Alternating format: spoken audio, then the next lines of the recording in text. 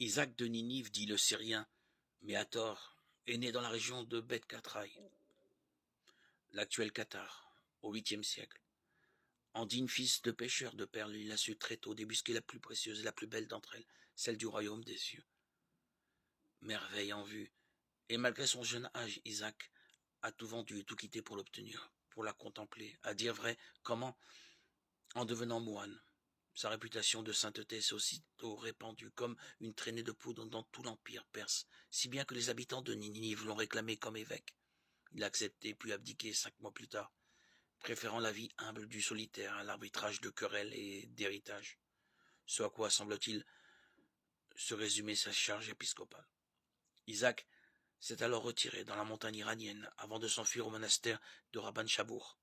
Là, dans un héritage isolé, il s'est usé les yeux à force de scruter les Écritures, de pleurer des larmes de componction.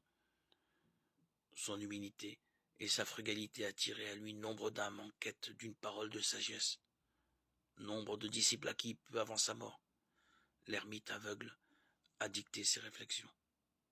Son œuvre est traversée par une conscience aiguë de la faiblesse de l'homme pécheur, mais elle est marquée par une conscience encore plus extrême de la miséricorde surabondante de Dieu qu'il a fait longtemps soupçonner d'hérésie.